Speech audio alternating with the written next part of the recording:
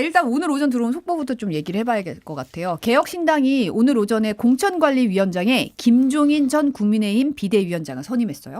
네, 일단 이준석 대표가 오늘 최고위원회에서 개혁신당은 21대 국회의원 선거를 위한 공관위원장을 선임한다라면서 예정된 시점보다 다소 늦었지만 어느 당보다 중량감 있고 또 정무적 능력이 탁월한 김종인 위원장을 모시게 됐다라고 이야기를 했습니다. 그래서 김종인 위원장을 중심으로 훌륭한 인재를 발굴해 국민에게 선보이는 이 공천 업무에 신속하게 임하겠다 이렇게 이야기를 했는데요. 네. 어쨌든 개혁신당 지도부는 새로운 미래, 그러니까 이낙연 대표 측이 이탈하기 전부터도 공관위원장 선임을 위해 김종인 전 위원장과 접촉을 해왔습니다. 다만 이제 이낙연 대표 측에서는 김종인 위원장을 모셔오기 위해서 자신들이 좀 추출된 거다 뭐 이런 식으로 주장을 했는데 뭐 또 이준석 대표 측에서는 이낙연 대표 측이 오히려 먼저 김종인 위원장 접촉을 제안을 했었다 뭐 이렇게 반박한 적이 있었죠. 네. 일단 뭐 김종인 전 위원장은 이준석 대표는 물론이고 금태섭 전 의원의 정치적 멘토로 불리기도 하고 예전부터 이준석 대표를 중심으로 제3지대가 좀 모여야 된다라고 주장을 해왔었습니다. 네. 김종인 전 위원장이 아무래도 이제 킹메이커로 불렸고 또 선거 때면은 좀 매번 소환되는 분위기도 하잖아요. 이번 총선에서 어떤 영향을 미칠지도 좀 궁금한 대목이긴 해요. 네, 그러니까 김 전 위원장이 정치권에 등판을 해서 이제 완주를 기준으로 보았을 때 한 4번 정도로 추릴 수 있을 것 같은데요, 이번이. 그러니까 2012년 대선에서는 새누리당 박근혜 후보의 승리, 이제 경제민주화를 전면에 내걸었었죠. 그리고 2016년 총선에서는 또 민주당의 승리를 이끈 바 있었습니다. 그때 이제 아주 공천이 엄정하게 이루어졌던 기억이 있고, 2021년 재보궐선거에서도 국민의힘의 승리를 이끈 바가 있어서 선거 마술사라고도 불리는데 매번 성공했던 건 아니고 예를 들면 이제 미래통합당 선거 당시에는 본인이 좀 정권을 행사하지 못하는 상황이 되면서 중간에 좀 한 발 물러났었죠. 네. 또 그때 선거에서는 미래통합당이 좀 많이 성적이 안 좋았었습니다. 지금 빈센트님이 이분 나이가 좀 있으시지 않으신가요? 하셨고요. KDU님이 아까 엄청 매운 댓글을 남겨주셨는데 네, 어떻게 될지 좀 지켜봐야 될 것 같고요. 공천이. 한동훈 국민의힘 비대위원장이 이제 개혁신당이 1분기 경산보조금 6억 6천만 원 받게 되는 데 대해서 보조금 사기가 적발됐으면 토해내는 것이 맞다고 비판을 했네요. 네, 그러니까 개혁신당이 제3지대 통합을 하면서 원래 이제 선관위가 그 보조금을 지급한 날이 15일이었는데 바로 하루 전에 양정숙 의원이 입당을 하게 되면서 현역 의원 5명을 채우고 원래는 못 채웠으면 한 수천만 원 정도 수준에서 보조금을 받았을 텐데 6억 6천만 원을 받게 됐습니다. 네. 그런데 그걸 받은 지 얼마 안 돼서 새로운 미래가 통합 철회를 선언을 하면서 빠져나가서 현역 의원이 다시 4명이 됐습니다. 김종민 의원이 나간 거죠. 그래서 이 한동훈 위원장은 이제 비대위 회의에서 보조금 사기가 적발됐으면 토해내는 게 맞다라면서 제도가 없으니까 반납을 안 한다는 건 이 성의가 있고 진정성이 있으면 할 수 있는 일인데 일부러 안 하는 거다라는 식으로 이야기를 했습니다. 그래서 뭐 본인이 이제 예시로 당비를 모아서 6억 6천만 원을 기부하는 방법도 있고 또 급조된 정당이니까 자진 해산을 해서 국고에 6억 6천만 원을 반납하게 하는 방법도 있다라고 지적을 했는데요. 해산 후에 다른 식으로 재창당할 수도 있는 거 아니냐. 결국 이건 의지의 문제다. 이렇게 비난을 한 바 있습니다. 한동훈 비대위원장이 이렇게 공격을 하니까 이준석 대표가 참지 않고 맞받아쳤는데 위성정당 거론을 했더라고요. 네, 마침 또 오늘이 이제 국민의힘의 위성정당이 국민의 미래 창당일이 있는 날인데요. 한동훈 위원장이 이렇게 지적을 하자 이준석 대표가 SNS에 국민의힘은 위성정당으로 86억 원의 보조금을 챙긴 과거를 추억하면서 이번에 또 위성정당을 차리겠다고 한다 이렇게 이야기했습니다. 정당은 목적과 조직 그리고 활동이 민주적이어야 한다는 게 헌법 8조 2항이라면서 사무처 당직자를 마음대로 위성정당의 대표로 임명하고 또 모체정당의 뜻에 따라 비례대표를 정하는 위성정당은 위헌 아니냐라고 지적을 했습니다. 그래서 위헌 정당을 만들면서도 당당한 한동훈 위원장은 이제 법률가가 아니라 여의도 사투리에 절인 여의도 팔도 사나이일 뿐이다. 이제 이렇게 비꼬았고요. 여의도 팔도 사나이. 네, 이게 이제 그렇습니다. 문법 얘기한 거죠. 여의도 네. 문법. 네. 네. 그렇습니다. 본인이 뭐지 여의도 문법, 뭐 서초동 문법 뭐 이런 사투리, 얘기 뭐, 사투리 네. 얘기했으니까요. 허은하수석 대변인은 또 논평에서 지난 선거에서 민주당이 위성정당으로 34억, 국민의힘이 86억 원의 국고 보조금을 받았는데 이 수십억 원의 부당이익을 또 누리겠다는 거 아니냐 이렇게 꼬집기도 했습니다. 네. 역풍이다님이 실제로도 반납할 방법이 없는 것인가요? 라고 질문을 하셨는데 사실 이제 개혁신당이 보조금 반납법 만들겠다고 국민의힘도 공동 발의로 참여하라고 촉구했더라고요. 네, 사실은 지금 상황에서는 뭐 선관위 측에서도 돌려받을 수 있는 어떤 공식적인 루트는 없다라고 확인을 해줬습니다. 네. 그래서 그렇기 때문에 이제 뭐 해산을 하고 다시 재창당을 하는 이런 이야기까지 나오는 건데요. 일단 이준석 대표는 이 위헌 정당이 받게 될 보조금을 어떻게 환수해야 할지 방법을 말해보라라면서 한동훈 비대위원장에게 먼저 좀 지적을 했습니다. 네. 그러면서 이 헌법에 따르면 정당의 목적이나 활동이 민주적 기본 질서에 위배될 때 정부는 헌법재판소에 해산을 제소할 수 있고 정당은 심판에 의해 해산될 수 있다라면서 어제 취임한 박성재 법무부 장관을 향해 첫 행보로 국민의힘의 위헌 위성정당 해산을 심판 청구해달라 이렇게까지 요구를 하고 나섰습니다. 또 조홍천 최고위원은요. 개혁신당은 21대 국회 회기 중에 국고 보조금을 자진 반환하겠다. 22대 국회까지 기다리지 않겠다라고 밝혔습니다. 네. 그래서 보조금 반환 규정을 고쳐서 의석수가 감소한 정당도 보조금을 자진 반납할 수 있도록 정치자금법 30조 개정안을 마련하겠다라는 건데요. 그러니까 법을 고쳐서 즉각 반납을 하겠다라는 건데 모르겠습니다. 이게 또 소급 입법이 가능한지도 쟁점이 나올 것 같기는 한데요. 일단 국민의힘과 한동훈 위원장을 향해서는 의석수 4명으로는 우리가 법안을 발의할 수 없고 6명 이상 국민의힘 소속 의원이 공동 발의에 참여를 해달라. 그래서 10명을 채우면 오늘 중에라도 법안 발의하겠다. 이제 이렇게 이야기를 하고 있습니다. 또 민주당을 향해서도 양당 교섭단체 협의를 통해서 이번 달 2월 임시국회에서 이 개정안을 최우선으로 처리해 주기를 바란다. 이렇게도 덧붙였습니다. 네. 이번에 이제 국민의힘 공천 상황 좀 살펴볼게요. 국민의힘 비대위가 불법 정치자금 수수 의혹 받고 있는 김연아 전 의원 단수 공천 보류하면서 재논의를 요구를 했는데 결국 단수 공천이 취소된 거죠? 네, 일단 오늘 정영화 공천관리위원장이 김연아 전 의원의 경기 고양정 단수 공천을 재논의하겠다. 그러니까 결국 취소했다라고 이렇게 밝혔습니다. 네. 그러니까 이제 비상대책위원회에서 김 전 의원에 대한 지금 검찰 수사 상황을 이유로 들면서 단수 공천을 보류했기 때문인데요. 이게 혐의를 보면 경기 고양정 당협위원장을 맡고 있던 작년에 같은 당의 시의원 그리고 당원들로부터 운영 회비 그리고 선거 사무실 인테리어 비용 같은 명목으로 총 4,200만 원을 받은 혐의로 이제 고소가 됐습니다.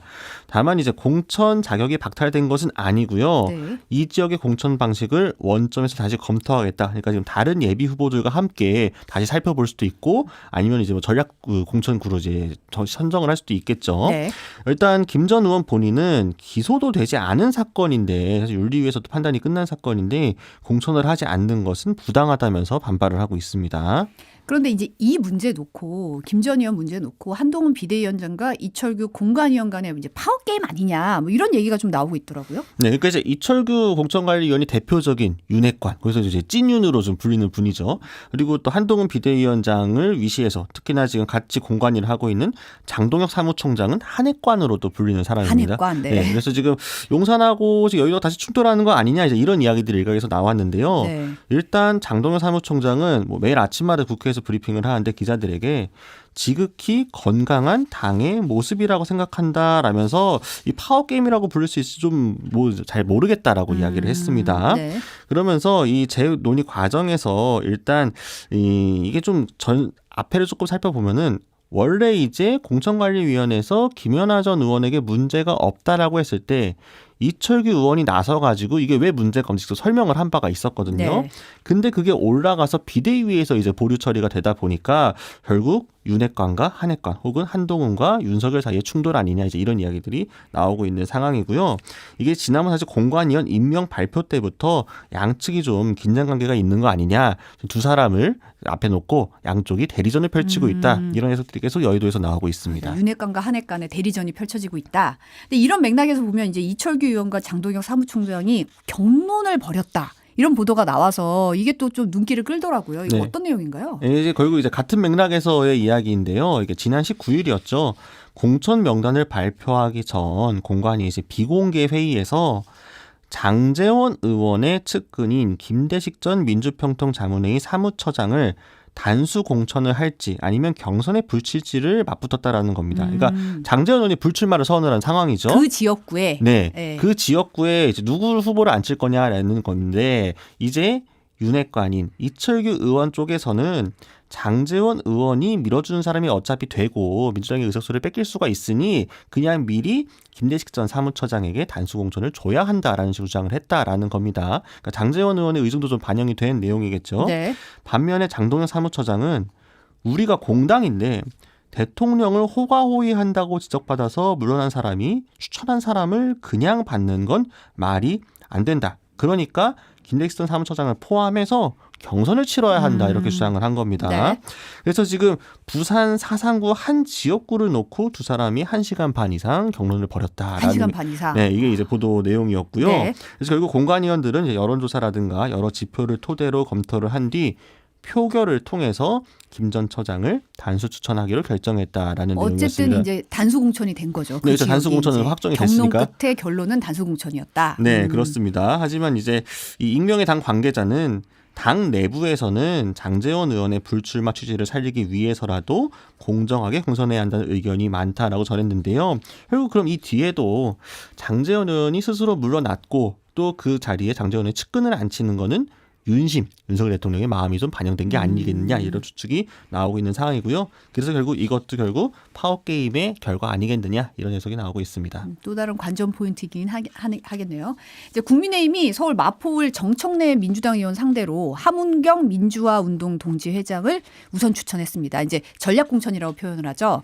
했는데 이제 운동권 출신 함회장을 배치를 했네요. 네, 그러니까 전북 군산 태생입니다. 함회장이 1985년 서울대 삼민투 위원장으로 이제 미국 문화원 점거 사건의 주동자 중 한 명입니다. 이제 네. 유명한 사건이죠.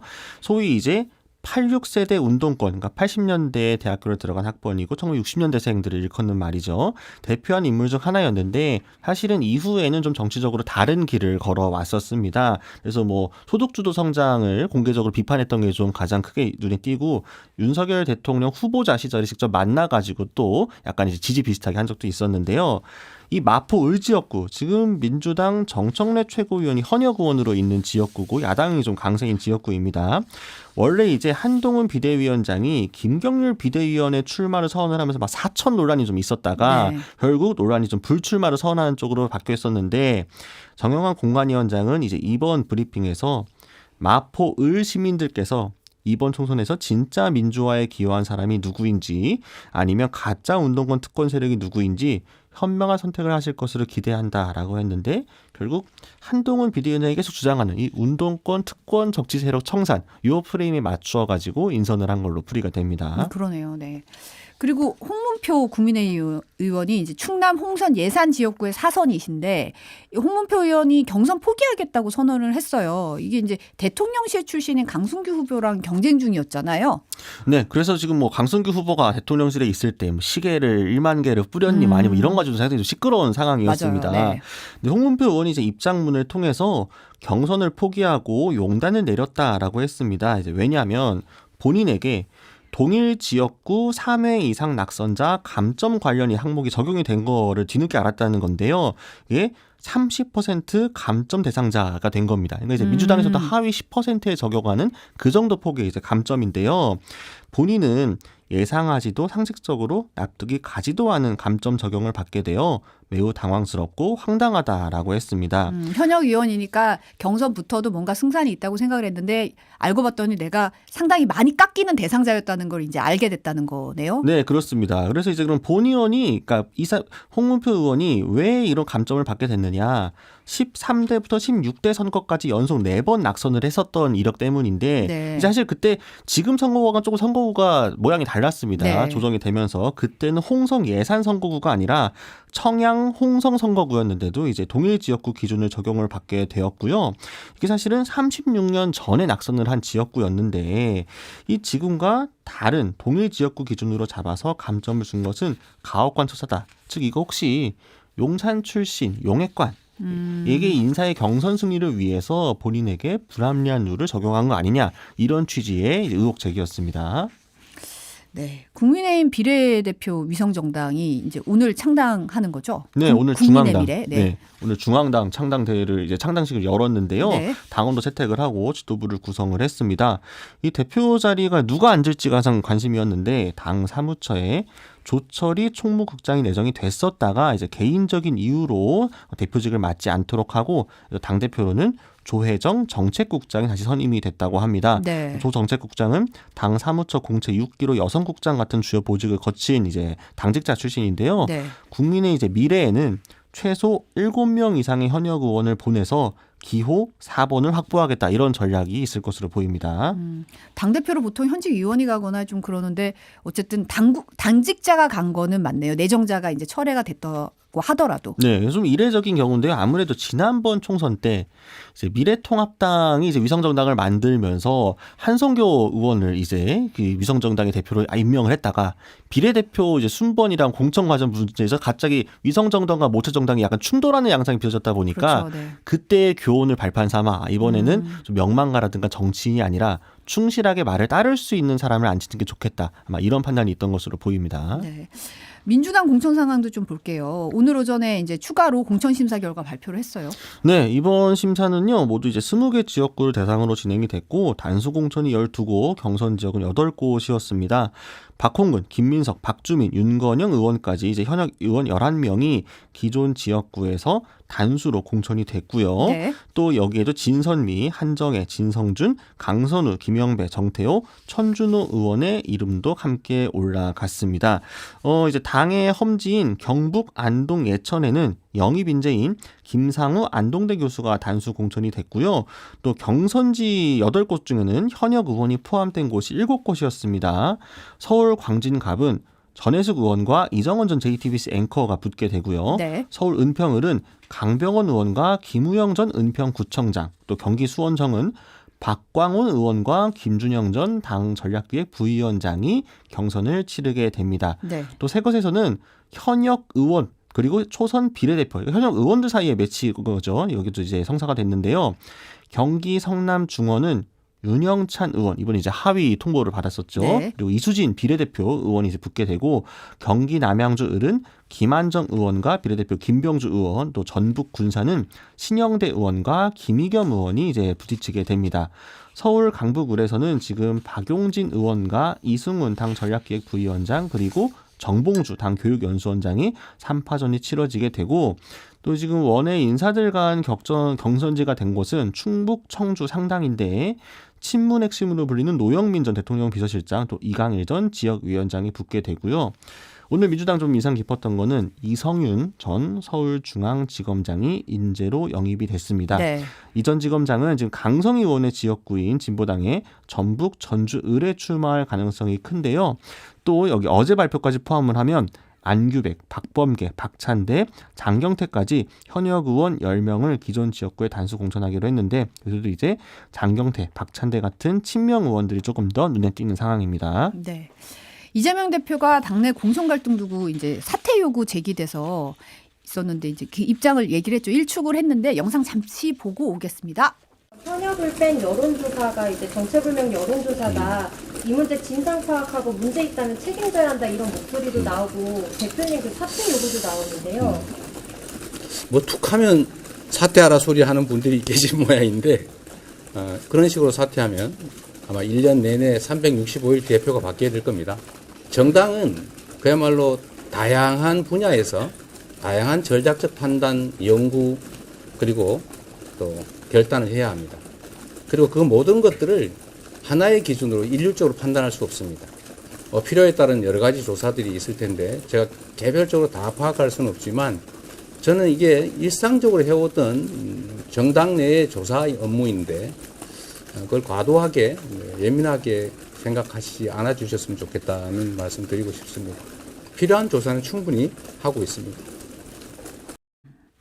이재명 대표가 국민의힘이 자꾸 야당 공천 비난하고 있는데 자세히 들여다보면 국민의힘은 입틀막 공천하고 있다고 비판을 했어요. 그리고 이제 논란 불거진 여론조사에 대해서도 적극 반박했죠. 네, 일단 뭐 방금 이야기 나온 것처럼요, 정당은 이제 일률적으로 판단을 할 수가 없고 후보의 경쟁력, 전략, 정책 판단도 해야 한다라면서 필요에 따른 여론조사가 있을 텐데 일상적으로 해오던 정당 내 조사 업무를 좀 과도하게 예민하게 생각하지 않았으면 좋겠다라고 했습니다. 그리고 지금 이제 경선 여론조사 업체 선정을 둘러싸고 이제 여러 의혹들이 나오고 있는 상황인데요. 10수년 전 성남시 여론조사를 한 번 했다. 지금 그것과 지금 민주당의 정량평가가 무슨 관계가 있느냐 이렇게 되묻기도 했습니다. 그러면서 이제 어떻게 비유했냐면 여러분이 어떤 슈퍼마켓에서 새우깡을 샀는데 또 그 집에 어떤 사람이 칼을 사서 강도질을 했으면 강도짓한 집에서 새우깡을 사 먹었다라고 쓸 거냐. 그러면 안 된다. 공정하게 있는 그대로 보도해주면 고맙겠다. 이제 이렇게 이야기를 했습니다.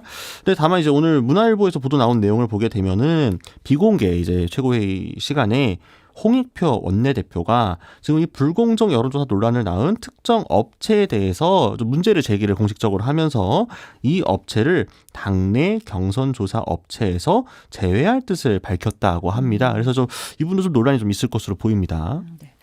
공천 배제된 이수진 의원이 바로 탈당을 선언했더라고요. 네, 이제 앞서 말씀드린 비례대표 이수진과는 다른 동명이인이죠. 서울 동작을 지역구에서 출마를 준비하고 있던 이수진 의원은 이번에 이제 기자회견을 열고 당과 국민과 공익, 승리가 아니라 사욕과 비리, 모함으로 얼룩진 현재의 당 지도부 결정에 분노를 넘어 안타까움까지 느낀다라고 했습니다. 네. 이 의원은 경선이 원칙인 동작을 해 경선 신청도 하지 않은 제3의 후보들을 위한 여론조사가 행해지고 전략 공천을 한다는 기사들이 나오면서 이 지역구를 마구 흔들어댔다. 그래서 책임 있는 답변을 해야 될 당 지도부는 외면만 하고 있다라고 꼬집었는데요. 제가 버티는 게 이제 의미가 없다라는 거였습니다. 그러면서 좀 이제 뒷글 있는 말을 남겼는데 돌이켜보면 위기 때마다 이재명 대표를 앞장서서 지지하고 도왔고 또 오늘의 당대표를 만드는데 그 누구보다 열심이었다. 그런데 지금 후회한다. 책임을 통감한다. 이렇게 이야기를 했고요. 또 지난주에 이제 백현동 판결, 이게 이제 로비스트 김인섭 씨의 이제 1심 유죄 판결이었는데 이 판결을 보면서 이재명 대표가 국민을 상대로 거짓말을 하고 있다는 생각을 지울 수 없다라고까지 했습니다. 이수진 의원은 판사 출신 국회의원이었습니다. 네. 노웅래 의원이 이제 당대표실에서 단식 논성에 돌입을 했는데 이재명 대표가 이런다고 상황이 바뀌지 않는다. 강하게 얘기를 했네요. 네, 사실 이것 때문인지는 모르겠으나 오늘 민주당의 최고위원회 회의 장소도 원래 당대표실에서 당사로 바꿔가지고 네. 진행을 했는데요. 이재명 대표는 이런다고 해서 상황이 바뀌지 않는다. 바뀌어서도 안 된다라면서 어쩔 수 없다는 사실을 좀 수용해 주시기를 부탁드린다라고 말했습니다. 특히 이제 노 의원을 가리켜서 참으로 안타깝지만 전에 들은 바로는 본인은 억울하게 생각하셔도 절차상의 문제라고 생각을 하셔도 위반 사실을 인정할 수밖에 없는 그런 사실이기 때문에 기소됐다. 이렇게 결정할 사안은 아닌 것 같다라고 했습니다. 그래서 본인이 인정하는 것이 있고 절차상 무엇이 잘못됐다. 실수다라고 말씀하신 것 같기 때문에 특정한 사실은 본인이 인정을 하고 있어서 그 자체로 문제가 되지 않았나 싶다라고 이야기를 했습니다. 네. 그래서 이제 노웅래 의원이 나중에 진술한 내용을 좀 아마 언급을 한 것으로 보이는데요. 모두가 갈 수 없는 길이고 과정을 거쳐서 결국 선수는 한 명으로 선발할 수밖에 없다. 판단의 기준은 국민의 눈높이고 판단의 절차와 주체가 있다라고 강조를 했습니다. 이렇게 탈락되신 분들의 심정을 100% 다 헤아리진 못하겠지만 안타까움과 원통함 또 고통이라면 그 고통을 조금이라도 우리가 수용할 수 있도록 노력하겠다라고도 이야기했습니다. 네. 박용진 의원이 이제 현역 하위 10% 평가 받고 나서 재심 신청하겠다고 했는데 기각 통보를 받았다고 하더라고요. 근데 이제 기각 결정이 박용진 의원은 이제 공간위에서 논의도 되기 전에 재심 신청 결과가 나왔다. 이런 얘기를 했어요. 네. 그러니까 어제 원래 공간위 회의가 오후 2시에 잡혀 있었는데 그것보다 1시간 더 일찍 그냥 기각 문자를 바로 통보를 받았다라는 겁니다. 네. 그래서 문제를 제기하고 있는 건데요. 일단 박용진 의원은 이제 본인의 이제 본회의와 상임위원회 출석률, 입법 실적 같은 정량적인 지표들을 제시를 하면서 내가 아무리 봐도 하위 10%는 아니다라고 강조를 했습니다. 네. 그래서 그럼 결국 다면 평가, 이 정성 평가의 공정성을 의심을 한 건데 이 의정 활동에 대한 수행 평가, 이제 동료들과 당직자들의 평가들이 어떻게 되어 온 건지 그 기준을 공개할 것을 요구를 했습니다만 이 공개도 되지 않고 재심 청구도 그대로 기각이 되고 말았습니다. 그래서 이명백 공관위원장의 지시로 그대로 이제 공관위 회의 없이 통보가 이뤄진 것으로 전해지면서 논란이 일고 있는데요. 박용진 의원은 공관위가 회의가 있기도 전에 문자 하나 보내서 기각이라고 얘기하면 이걸 어떻게 수용할 수 있겠느냐라면서 이걸 이명백 위원장 개인이 독자적으로 했다면 당헌당규 위반이다. 절차를 위반한 것이다라고 했습니다.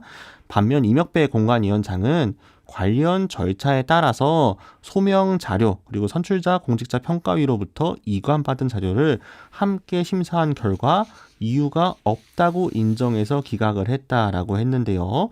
일단 위원장 개인이 독단적으로 결정할 수 없는 거 아니냐라는 박용진 의원의 문제 제기에는 공관위가 앞서서 지난달 회의에서 이의 신청 심사 권한을 본인에게 위임했기 때문에 가능하다라고 설명을 했습니다. 다만 이제 이 부분에 대해서도 홍익표 원내대표가 원래 이명백 위원장이 이런 문제 제기가 있으면 평가 기준을 공개하겠다고 했었는데 좀 실망스럽다라고 이야기하기도 했습니다. 네. 오늘 여기까지 듣겠습니다. 온유한 오마이뉴스 곽우신 기자였습니다. 감사합니다. 감사합니다.